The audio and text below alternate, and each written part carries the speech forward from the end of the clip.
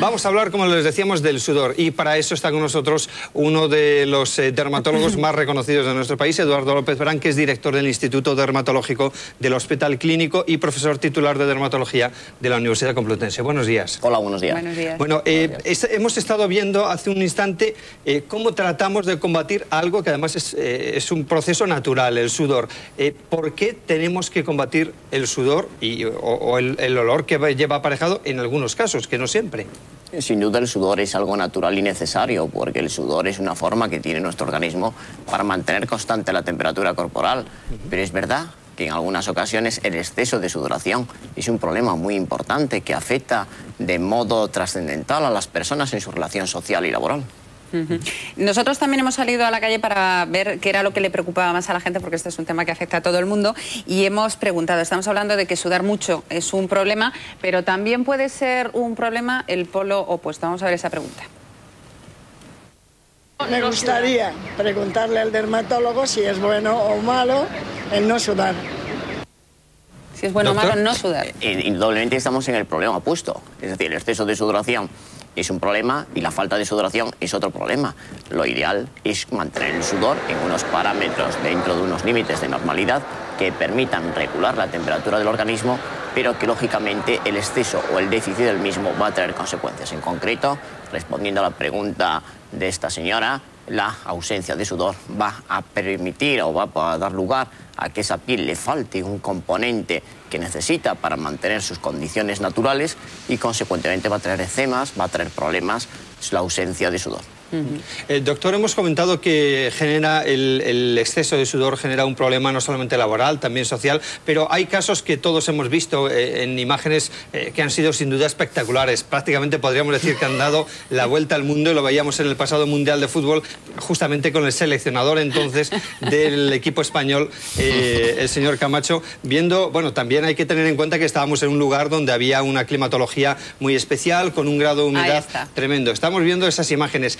Eso es lo que a muchas personas les lleva a tratar incluso de someterse a cirugías si existe demasiada sudoración, y eso constituye un problema pues no solamente social, laboral, sino muchas veces un problema psicológico para el propio paciente, ¿no?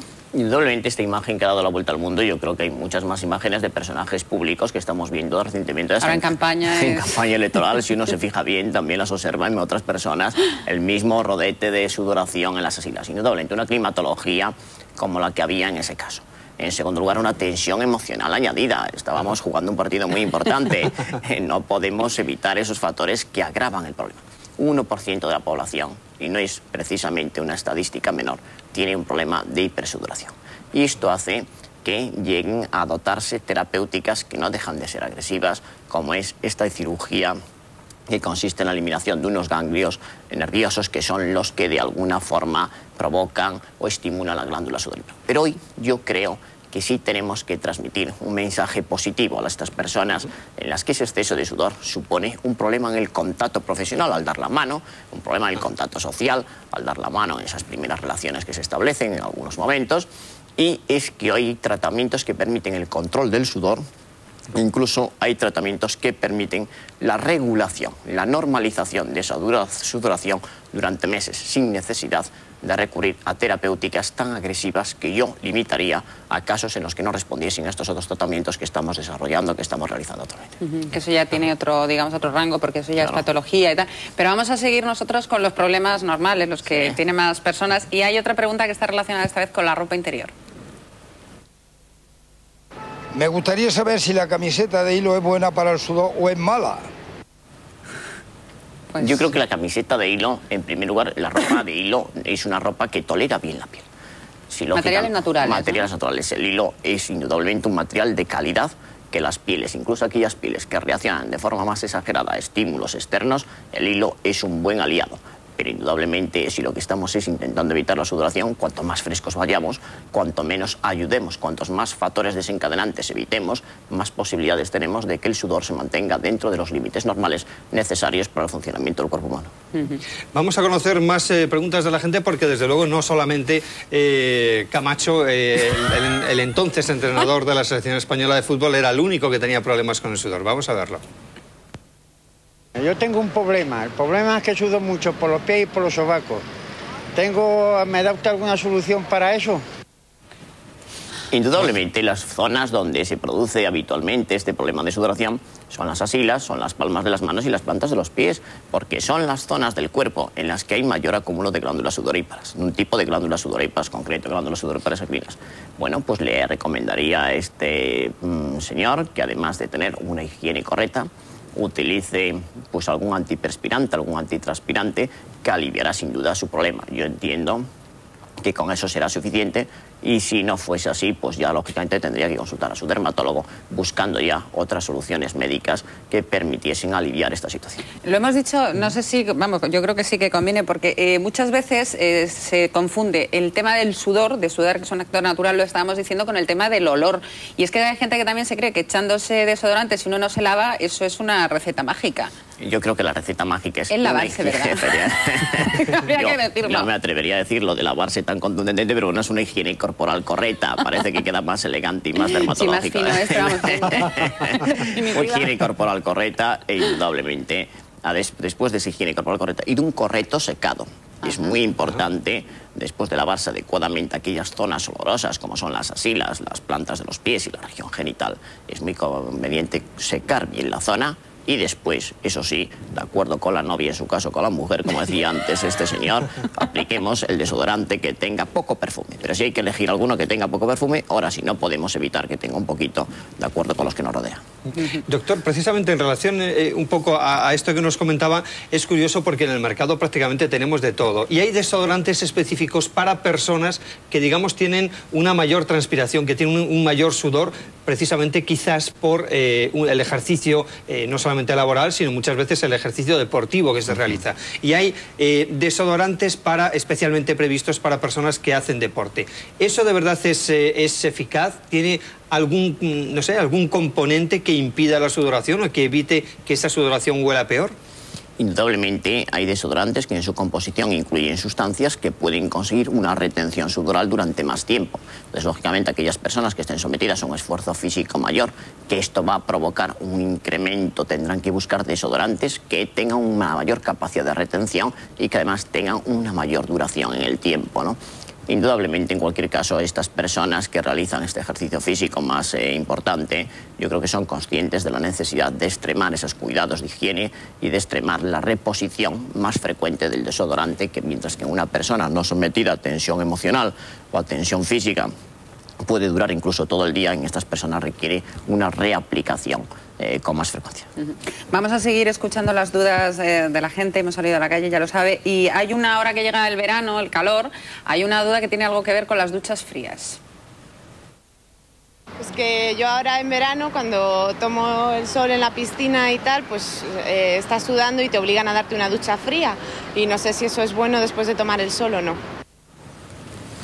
Pues indudablemente es un cambio de temperatura muy brusco. Yo creo que conjuntamos aquí dos factores. Por un lado, la necesidad de someterse a una mínima higiene antes de utilizar una piscina que es de uso público y que tenemos que garantizar unas condiciones de salubridad razonables. Y por otro lado, pues al estar bajo un efecto fuerte de vasodilatación por la exposición al sol, yo lo que pediría a esta gente es que lo haga de forma muy gradual, que comience quizá mojándose, las mismas precauciones que tomamos cuando nos introducimos en agua fría en el mar, pues mojándose las muñecas, mojándose un poquito la nuca y a continuación ir fomentando un cambio gradual de temperatura no brusco para evitar disgustos que podrían producirse y al mismo tiempo lograremos pues que uno acceda a la piscina de uso público en unas condiciones de higiene que siempre son necesarias. Doctor, antes precisamente comentaba en relación a esas medidas de higiene, no solamente el lavado de las zonas, digamos, que tienen una mayor sudoración, sino también la importancia del secado. Y eso es importante, sobre todo ahora que vamos hacia un tiempo cada vez más caluroso, que va a comenzar el día 30, comienza la temporada de piscinas públicas en el caso de la ciudad de Madrid, pero en relación a ese secado, porque si no se hace así, se facilita pues el que existan hongos que son patógenos importantes y que causan no pocos problemas dermatológicos que ustedes supongo que empezarán a ver casi de inmediato si no los están viendo ya. Seguro, además la hipersudoración, el exceso de sudoración es un problema añadido que favorece la infección por hongos. La humedad es un caldo de cultivo en el que el hongo vive en su hábitat natural. donde si a la humedad propia de esta época del verano en la que vamos a las piscinas añadimos el exceso de sudor, pues estamos favoreciendo la colonización de nuestra piel por los hongos. En cualquier caso, no es mal momento para aprovechar y recomendar a todas las personas que nos estén viendo que además de secarse bien, que es una norma básica, pues protejan, que no caminen descalzos al borde de las piscinas, utilicen sus chanclas, que en el caso de que presenten algún síntoma que pueda ser sospechoso de haber contraído una infección por hongo, acudan al dermatólogo, que eviten el rascado de la lesión, que eviten la utilización de ropa de aseo en común con otros miembros de la familia que puedan no estar infectados y que a partir de ahí sí los estén. Y yo creo que estas son normas que vienen además muy en relación con el problema que hoy estamos abordando, que forma un factor muy importante favorecedor de una infección muy frecuente que se produce en esta época del año. Vamos a seguir viendo preguntas de la gente, porque también hay una cuestión que preocupa, y es la gente que suda, pero especialmente por la noche. Pues me gustaría saber por qué de noche se suda más que de día. Porque yo durante la noche sudo bastante y sin embargo de día no. Me gustaría que me contestara. Se tapará a lo mejor mucho este señor. Indudablemente, entiendo que ese sería un factor exógeno, pero es cierto que hay personas en las que el sudor es la consecuencia de algún problema interno. Problemas de tensión emocional, que en un momento dado pues un factor de insomnio, imposibilidad para conciliar el sueño, pues provoca tensión añadida que a su vez repercutiría a lo mejor incrementando la sudoración. En cualquier caso, la temperatura que este señor tenga en el cuarto en el cual descansa también nos influencia, y esos son factores que de alguna forma tendríamos que conocer y que identificar en una entrevista con él. Doctor, una última pregunta, no tenemos tiempo para más, para la que le ruego la mayor brevedad, que tiene que ver también con un asunto muy común en esta época, que son las reacciones alérgicas, bien a determinados tejidos o incluso a determinadas cremas o a determinados productos cosméticos, como puede ser un desodorante. ¿Qué se debe hacer en el caso de que se observe una reacción alérgica en la piel, precisamente pues, como consecuencia, por ejemplo, de un desodorante? Pues indudablemente ante la presencia de reacciones alérgicas en las zonas de aplicación de los desodorantes, que se van a identificar por la aparición de manchas rojas generalmente, lo que tiene que hacer es interrumpir la aplicación del desodorante, en su caso esperar a que se resuelva el problema y reiniciar la aplicación, o acudir al dermatólogo si esta persiste. Pues muchísimas gracias, doctor Brand, por estar con nosotros y ayudarnos a entender algo más de los problemas que generalmente van asociados a la sudoración, tanto por exceso como por defecto. Muchísimas gracias y nada, seguiremos muy pendientes de sus consejos. Muchas gracias, hasta cuando quieran. Encantado. Hasta luego. Gracias, hasta luego.